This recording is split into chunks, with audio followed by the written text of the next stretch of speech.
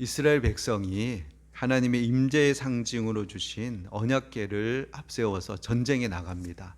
그들 생각에는 언약궤를 앞세우면은 전쟁을 이길 것이라고 생각한 것이죠. 그러나 언약궤를 납치한다고 하나님도 납치되어서 전쟁에 끌려가시고 또 거기서 어쩔 수 없이 그 백성에게 힘을 발휘해서 이길 수 있게 하시는, 그렇게 하나님이 호락호락 하신 분이 아닌 것이죠. 그래서 그 전쟁에서 3만 명의 이스라엘 군인이 죽고 언약궤는 블레셋에게 빼앗기게 됩니다. 자, 이 소식을 들은 비느하스의 아내가 아이를 낳고 죽으면서 그 아이에게 이름을 붙입니다. 그 아이 이름이 무엇이죠? 이가봇. 성이 이씨인가 봐요. 이가봇.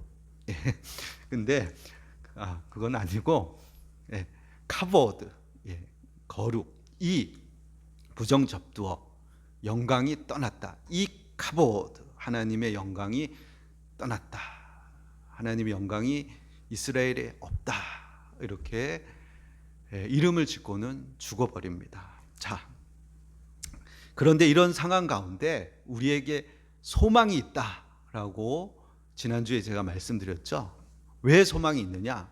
하나님은 자기 백성을 버리지 않는다는 거예요. 그리고 하나님은 스스로 자기의 영광을 취하시고 스스로가 거룩하신 분이시기 때문에 그렇다는 거예요.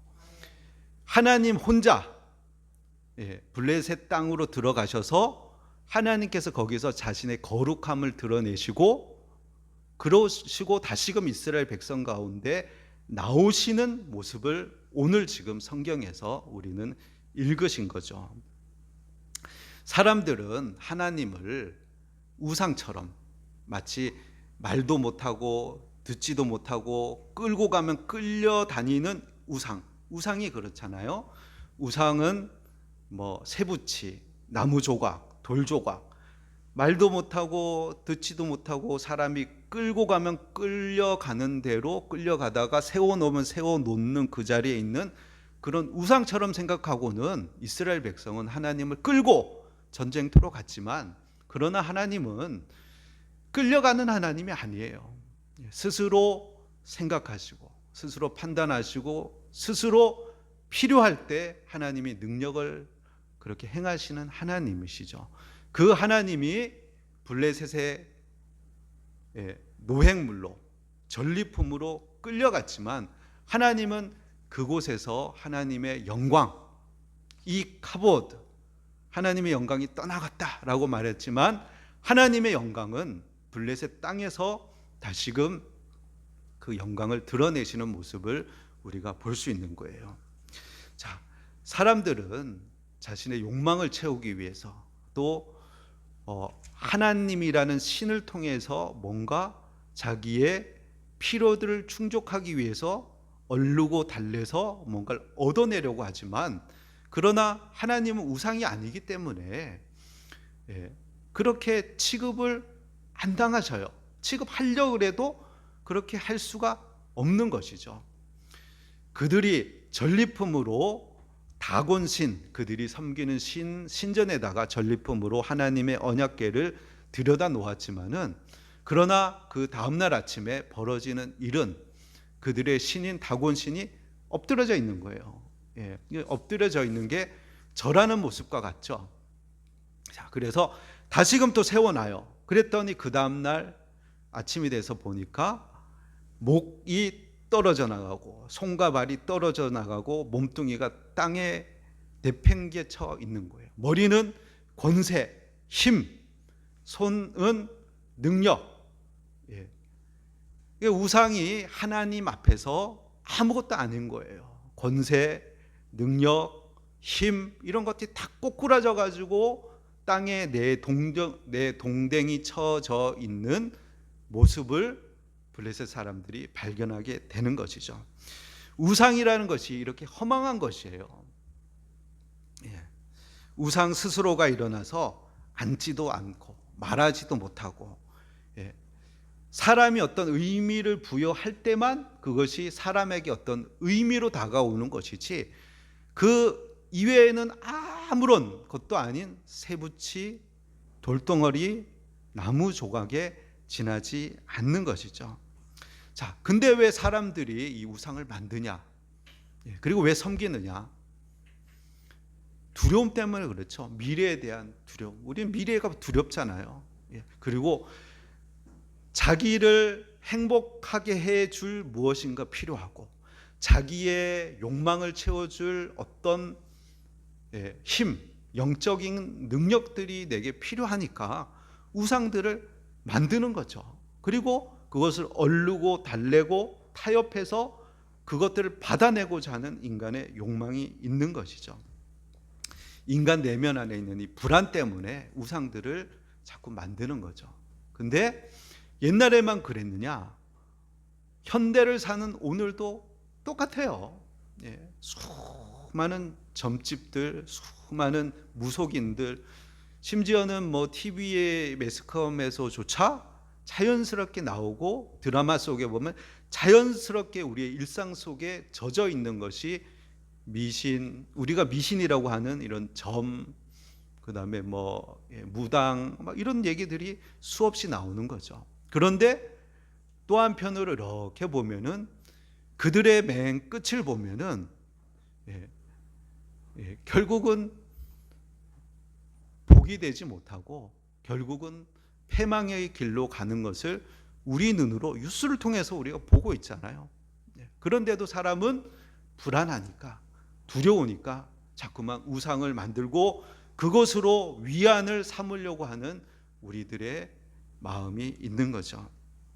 자, 그런데 불신자만 그런 것이 아니라 우리 또한 그렇다는 거예요. 하나님의 자녀, 하나님의 백성이라고 불리는 우리들도 하나님을 우상 취급한다는 거예요. 앞서 말씀드렸지만 우상은 말 못하고 기가 먹고 사람들이 움직여 놓으면은 움직일 수 있는 존재, 그것이 우상이라고 그랬잖아요. 근데 하나님을 그렇게 취급한다는 거예요. 하나님이 귀가 없어서 못 들으시는 분처럼, 또 입이 없어서 말씀을 못 하시는 분처럼, 스스로의 힘으로 움직이지 못하시는 분으로 우리가 하나님을 취급한다는 거예요.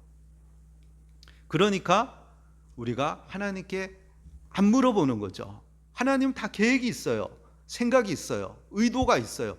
하나님 뜻대로 온 세상을 다스리시고 하나님 목표를 향해서 우리를 사용하시고 이 땅을 움직여 나가셔요. 그러면 우리가 하나님께 여쭈어 보고, 그리고 하나님 입이 있으니까 말씀해 주시거든요. 물론 우리가 그것을 받아들일 만한 때가 안 되었을 때, 준비가 안 되었을 때는 못 알아듣죠. 그러나 반드시 우리가 하나님께 여쭈어 보면 하나님은 그의 백성에게, 자녀에게 말씀해 주셔요. 그리고 우리가 기도를 드리면, 말씀을 드리면 하나님은 들으셔요.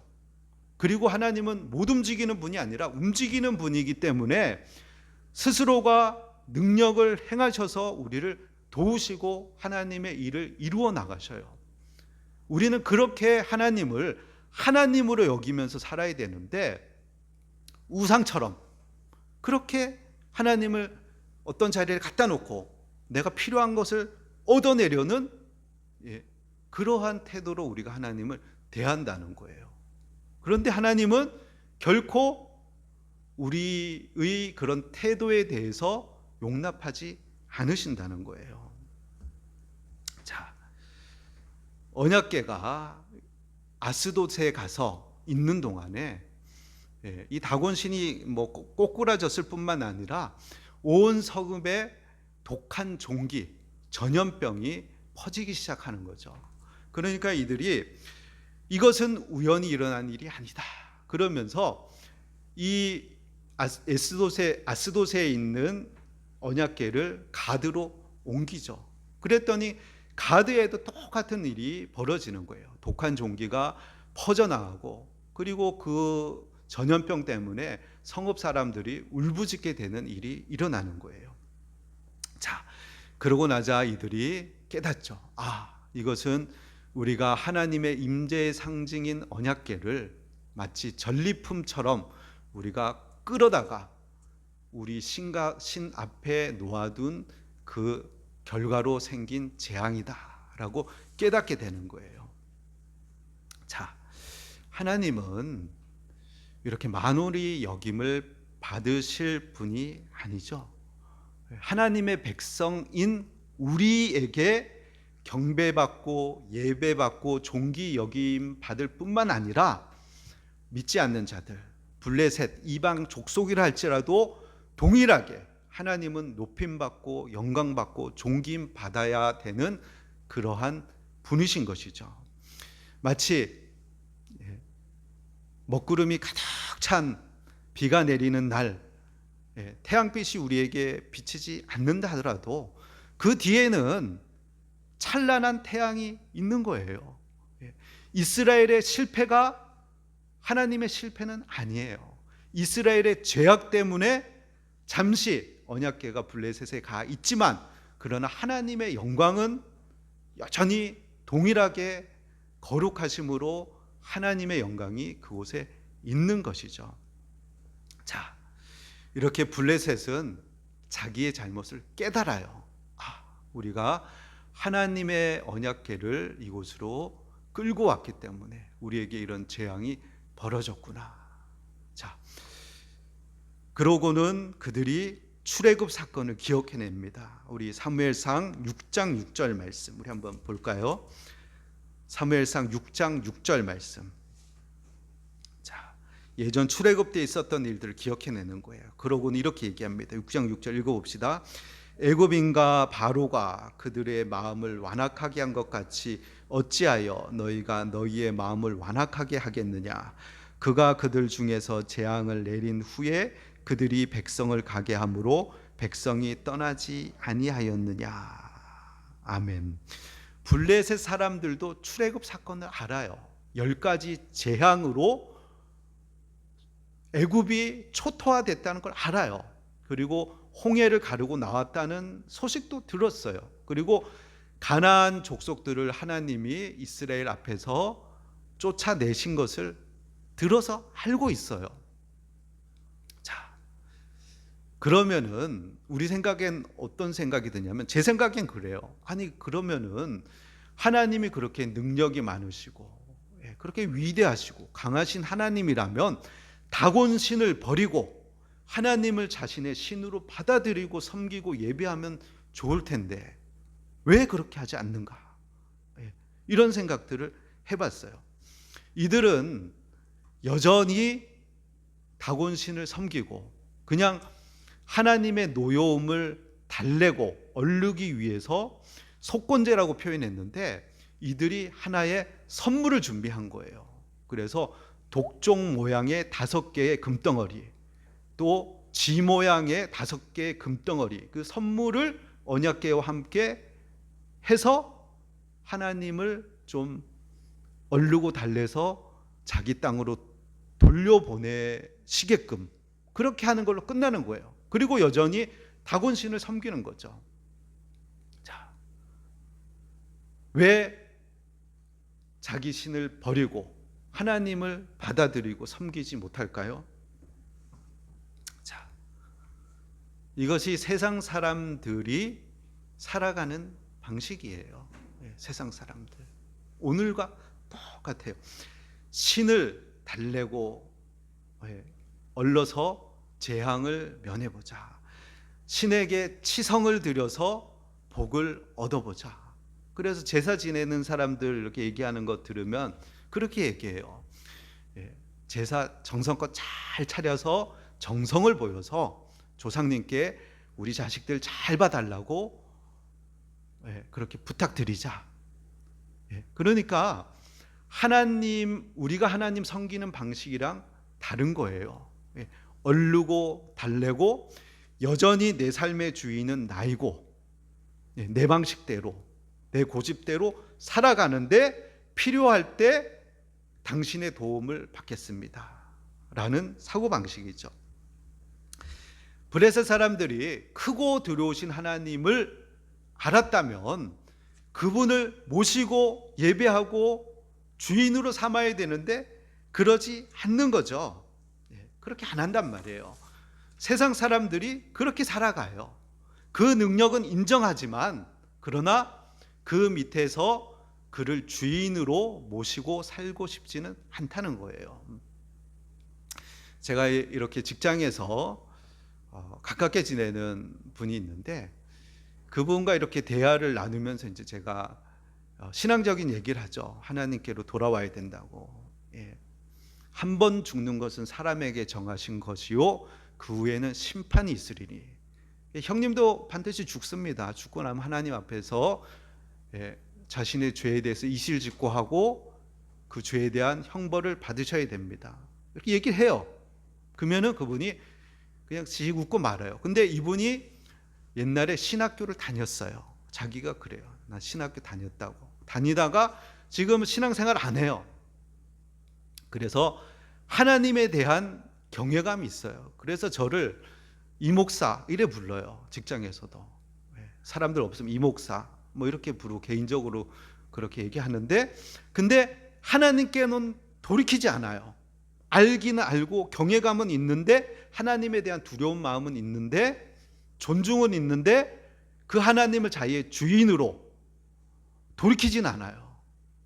왜 그럴까요?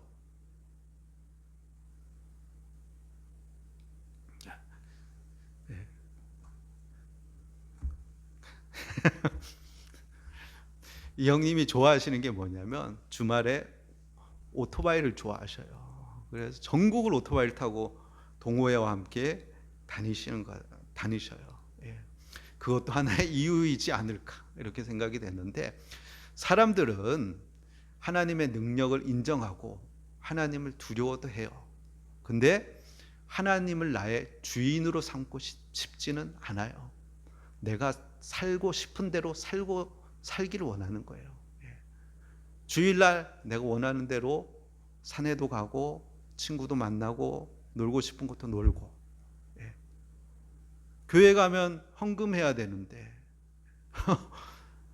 아까운 거예요. 돈의 주인이 나고 싶은 거예요. 대신에 하나님은 필요할 때, 내가 도움 받고 싶을 때 도와줄 수 있는 우상, 그렇게 우상으로 하나님을 섬기는 거죠. 종교는 그 사람의 사회 그리고 그 사람의 모든 부분과 다 연결되어 있어요. 하나님을 믿는다는 것은 삶 자체를 다 바꿔야 되는 거예요. 우선순위를 다 바꿔야 되는 거예요. 그러니 죄인인 우리가 그걸 싫어하는 거예요. 자, 그리고 두려움과 믿음은 다른 거예요. 블레셋 사람들은 하나님에 대한 두려움은 있었어요. 근데 하나님에 대한 믿음은 없고 하나님에 대한 사랑은 없는 거예요. 성경에 그런 사람들이 많이 나오잖아요. 바로, 파라오, 그죠? 애굽의 왕 파라오. 10가지 재앙을 당했음에도 회개하지 않아요. 끝까지 가는 거예요. 끝까지. 바리새인들, 예수님의 기적을 보죠. 나사로가 죽은 지 나흘, 시체에서 썩은 냄새가 나는 상태에서 살아난 것을 봤어요. 그 사람들. 근데도 예수님을 죽이려 하고 마침내는 죽여버리잖아요. 야, 대단하죠. 대단해. 자, 죄인들은 빛보다 어둠을 좋아해요. 예수님께서 말씀하시죠. 요한복음 3장 19절 말씀, 우리 주보에 보면은 있는데 한번 읽어봅시다. 요한복음 3장 19절. 그 정죄는 이것이니 곧 빛이 세상에 왔으되 사람들이 자기 행위가 악함으로 빛보다 어둠을 더 사랑한 것이니라. 문제는 증거가 부족해서 그런 게 아니고 마음이 하나님께로 돌이키길 싫어하는 거예요. 원하지 않는 거예요. 요한복음 6장 44절. 아버지께서 이끌지 아니하시면 아무도 내게 올 수 없느니라. 결국 하나님의 은혜가 있어야지만 돌이킬 수 있는 거예요. 예. 바울은 또 말하죠. 고린도서 2장 14절, 육에 속한 사람은 하나님의 성령의 일들을 받지 아니하나니. 그래서 믿음은 이 단순한 정보들의 결과, 예. 그것을 봤다라고 믿고 돌이키는 게 아니라는 거예요. 하나님의 은혜가 있어야 되는 거예요. 하나님의 은혜. 예. 예. 내가 믿은 것 같은데 내가 믿은 게 아니라는 거예요. 예. 근데 여러분 이런 기적 보신 적 있어요? 저는 없어요. 저는 이런 기적 본 적 없어요. 뭐 죽은 사가 살아난 것도 본 적도 없고 10가지 재앙 본 적도 없고 이런 거 없어요. 내 마음에 하나님 믿음을 주시는 거예요. 믿음을. 네.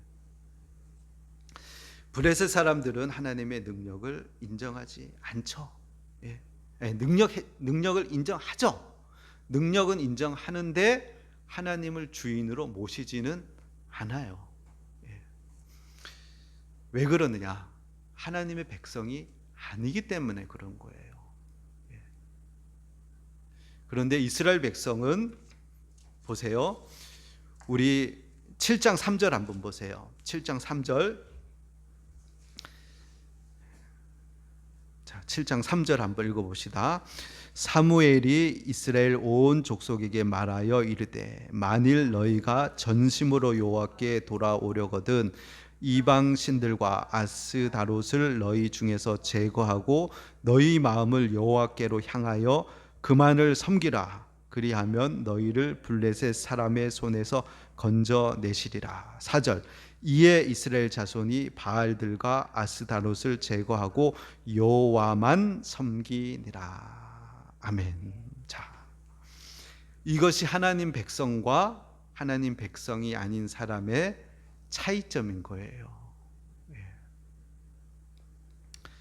자, 그러니까 하나님 백성에게 소망이 있는 거죠. 하나님 은혜가 있기 때문에 이 일이 일어나는 거예요. 자, 블레셋 사람들은 자기들에게 하나님의 언약궤, 거룩하신 궤가 왔기 때문에 자기들에게 이런 재앙이 일어났음을 알고 속건 제물과 함께 이스라엘 땅으로 다시금 하나님의 궤를 돌려보내요. 그러면 이렇게 좋게 돌려보내면 끝나는 건데, 근데 또 시험하잖아요. 정말인가 아닌가 하면서 시험해요. 그래서 새 수레를, 멍에를 메어 보지 않은 두 소에게 메우고, 근데 이 소들은 젖이 나는 소, 새끼를 낳은 지 얼마 안 된 소, 그리고 그 새끼들은 집에다 가두어 두고 벳세메스로 올라가는 길로 올라가게 하는 거예요. 자, 멍에를 메어 보지 않은 소가 멍에를 메었을 때 얼마나 힘들겠어요. 근데 이것보다 더 힘든 게 뭐냐면 새끼 생각이 나는 거예요. 예. 젖을 물려야 되는데, 예. 집에서 울고 있는 새끼 생각, 그것을 떼어놓고 벳세메스 유다 땅으로 이들은 올라가야 되는 거예요. 자, 제가 이 모습을 바라보면서 이 존귀하신 예수님이 바로 이 소가 예수님을 예표로 보여준다라고 말하고는 싶지 않더라고요. 왜냐하면 짐승과 예수님을 어떻게 비교할 수가 있겠어요. 근데 이 소의 모습을 보면서 예수님이 오버랩 되는 거예요. 예. 자, 하나님의 공의, 그것을 알려주신 것이 율법인데 그 율법의 가장 핵심되는 내용이 십계명이란 말이에요. 그 십계명 두 돌판이 언약궤 안에 놓여져 있는 거예요.